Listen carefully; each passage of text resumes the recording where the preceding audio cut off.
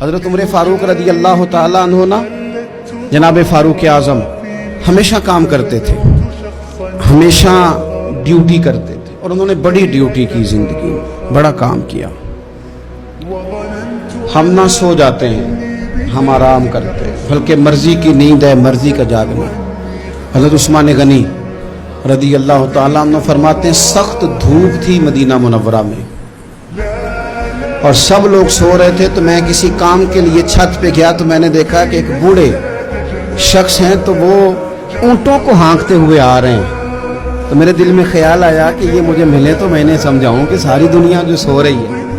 تو آپ بھی اپنے اونٹوں کو چھوڑ دیں اور کچھ دیر آرام کر لیں، اتنی کڑی دوپہر لگی ہوئی، اس وقت بھی آپ اونٹوں کے پیچھے ہیں۔ فرماتے ہیں میں چھت پہ ہی رہا کہ یہ قریب آتے ہیں تو سمجھاتا ہوں،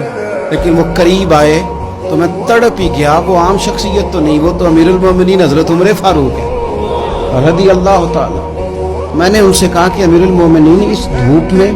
آپ اونٹوں کے پیچھے سارا زمانہ سو رہا ہے، کسی غلام کو فرما دیتے تو آپ فرمانے لگے یہ مال غنیمت کے اونٹ ہیں، غلام کی ڈیوٹی تو نہیں نا، ڈیوٹی تو میری ہے نا مسلمانوں کا مال سنبھالنے کی۔ فرمایا یہ چلے گئے تھے، دل میں خیال آیا کہ عمر سے اس کے بارے میں بھی تو قیامت میں پوچھا جائے گا نا،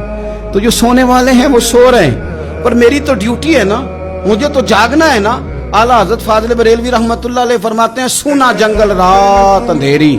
چھائی بدلی کالی ہے، سونے والوں جاگتے رہنا کیونکہ چوروں کی رکھوالی ہے۔ حضرت علی سے کسی نے کہا تھا میرے دل پہ بوجھ بڑا رہتا ہے، حضرت علی فرمانے لگے نہ لوگوں کا مذاق اڑایا کر، نہ لوگوں پر زیادہ غصہ کیا کر، اس لیے کہ جب تو لوگوں کا مذاق اڑائے گا تو پھر بھی تیرا دل اس کا بوجھ سہ نہیں سکے گا۔ آپ کسی پر غصہ کر کے نا جتنے مرضی بھی آپ دلیر ہیں، تکلیف آپ کو بھی ہوتی ہے۔